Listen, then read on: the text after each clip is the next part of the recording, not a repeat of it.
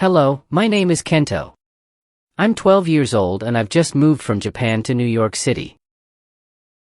If you had told me a year ago that I'd be writing a story about moving to the other side of the world, I would have thought of that to be crazy.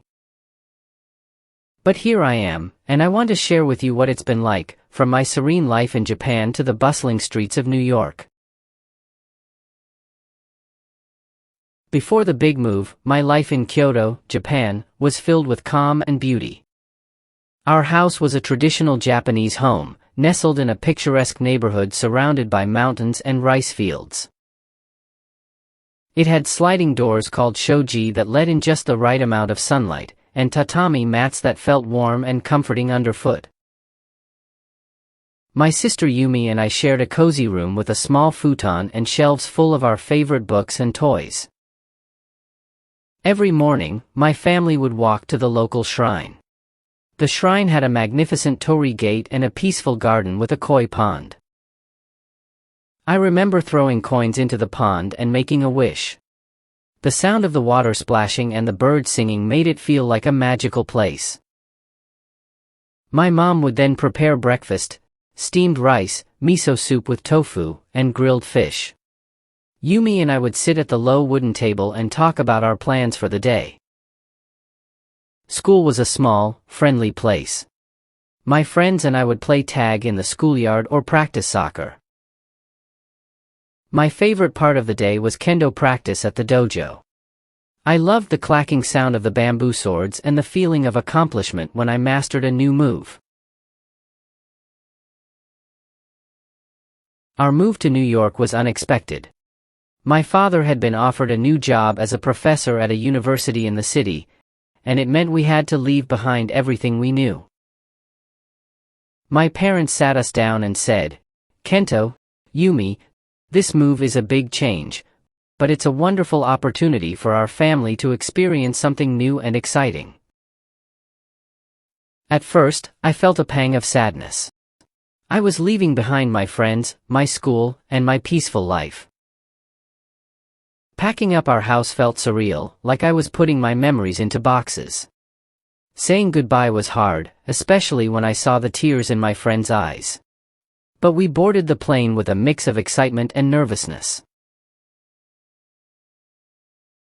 Stepping off the plane in New York, I was hit by a rush of new sensations. The air was different, thicker and filled with the smell of street food. The city was alive with honking taxis, flashing billboards, and crowds of people moving quickly. The buildings seemed to touch the sky, and I felt very small amidst the towering skyscrapers. Our new apartment was on the 15th floor of a high-rise building. It was a modern space with large windows that offered a stunning view of the city. The apartment was smaller than our house in Japan, and it took a while for me to get used to the sleek, contemporary furniture. I missed the traditional Japanese touches, but I was excited to explore my new home. Starting school in New York was like stepping into a whirlwind. My new school, Lincoln Middle School, was enormous. The hallways seemed endless, lined with lockers of every color. I was introduced to the class by Mrs. Johnson, my teacher, who greeted me with a warm smile. "Class, this is Kento, who has just moved here from Japan. Let's make him feel welcome." As I took my seat, I noticed the curious glances from my classmates.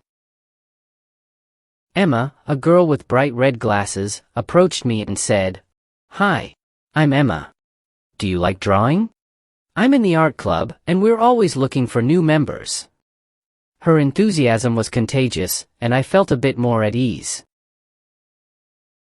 Lucas, who sat next to me, noticed my anime backpack and said, "I'm a huge fan of anime too. What's your favorite show?"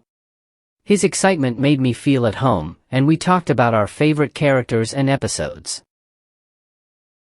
Mia, a girl with curly hair and an infectious laugh, invited me to join her in the library after school. The library was like a haven, quiet and full of books on every subject. Mia and I found a cozy corner and talked about our favorite books and authors. My daily routine in New York was a mix of the new and the familiar. Each morning, my alarm clock would buzz loudly, a stark contrast to the gentle sounds of nature I was used to in Japan.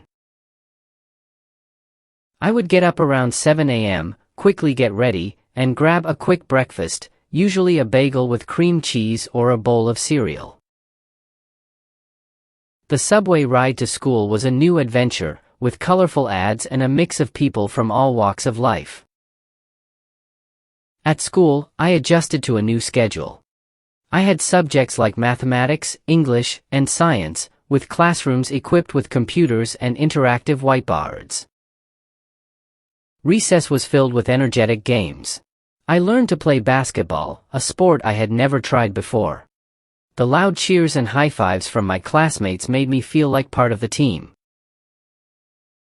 After school, I would either explore the city or attend various clubs. I joined the robotics club, where I got to build and program robots. It was exciting to see our creations come to life and compete in friendly challenges. Weekends were my favorite time to explore New York. My family and I would visit places like Central Park, where we rented bikes and rode around the vast green spaces. We'd have picnics with sandwiches and fruit, and sometimes we'd watch street performers who amazed us with their talents. One Saturday, we visited the American Museum of Natural History. I was fascinated by the huge dinosaur skeletons and the space exhibits. It felt like stepping into a science fiction movie. We also explored the different neighborhoods. Chinatown was vibrant and full of amazing food. Little Italy had the best pizza and pasta, and Broadway was dazzling with its lights and shows. Each neighborhood had its own unique charm, and I loved discovering them. Living in New York made me realize how different Eastern and Western cultures could be. In Japan, we valued harmony and respect. We used polite language and often bowed to show courtesy.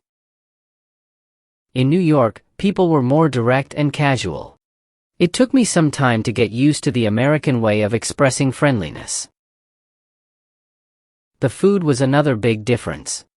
I missed my traditional Japanese meals, but soon learned to enjoy American favorites like pizza, burgers, and hot dogs. I even tried making sushi at home with my parents, which helped bridge the gap between the two cuisines.